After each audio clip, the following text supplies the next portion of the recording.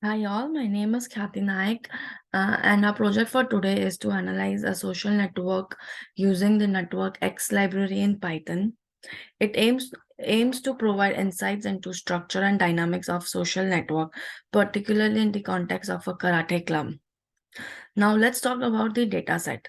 The dataset used in the analysis is karate text, which represents the social network of a karate club. The dataset contains information about the members of the club and their friendship. Nodes in the dataset represents individual members of the club, while edges represents friendship between members.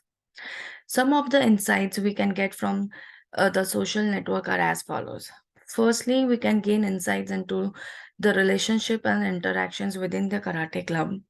The network represents allows us to study how information, influence, and social dynamics flow through the club members.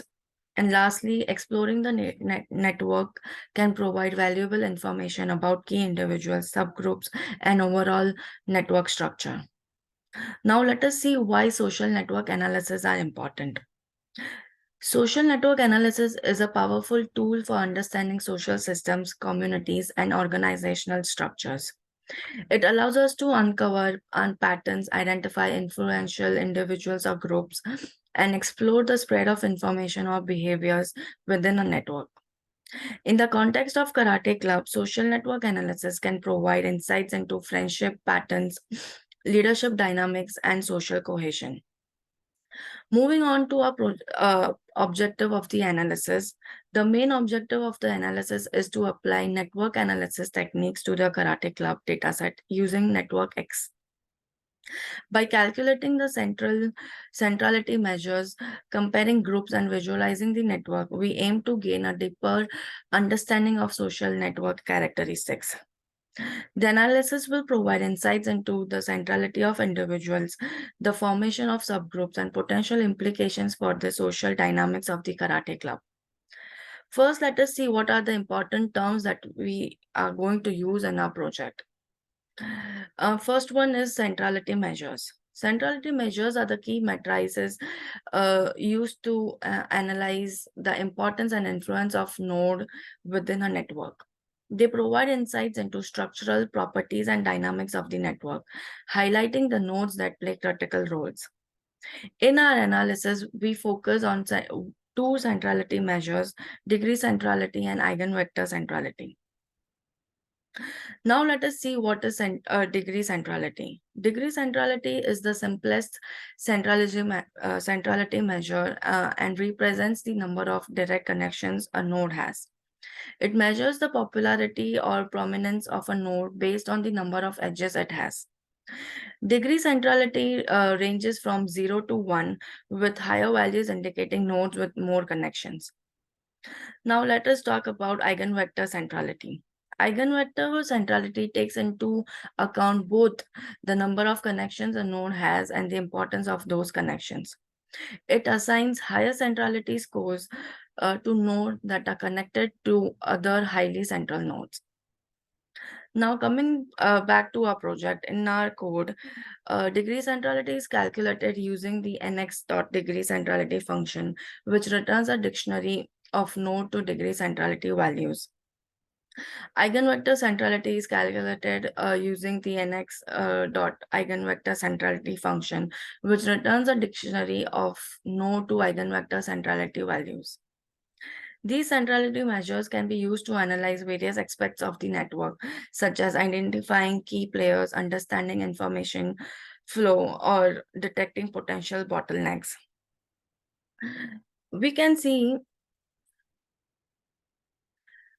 Now we can see the mean degree centrality for group 1 is 0.1439, while for group 2 is 0.1313. This suggests that on average, group 1 members have more connections compared to group 2 members. Next, we will use t-test to determine if the difference in the mean degree centrality is statistically significant between the two groups. The t-statistics is 0.3077 and the p-value is 0.7603. Since the p-value is greater than the significance level, we fail to reject the null hypothesis, indicating the difference in the mean degree centrality between the groups with non-statistically significance. Now let us see group 1 degree centrality distribution. The degree centrality values for group 1 members range from 0.03 to 0.48. This indicates that some members in group 1 have higher degrees, suggesting they are more central or well connected within the network. However, there are also members with lower degrees, indicating a range of social involvement within the group. And now let us see group 1 eigenvector centrality values, which ranges from 0.02 to 0.36. This suggests that some members have a higher influence due to their connections with other highly influential members in the network. Moving on to group 2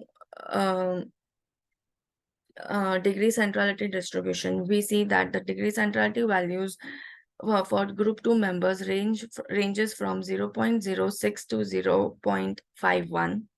Compared to group 1, the degree centrality values in group 2 tend to be lower on average, indicating a relatively lower level of social involvement or connectivity within the network for group 2 members. And for group 2, eigenvector centrality distribution values range from 0.05 to 0.37, similar to group 1. Some members in group 2 have a higher influence due to their connections with other influential members, while others have relatively lower influence. With this, we come to an end of our presentation. Thank you.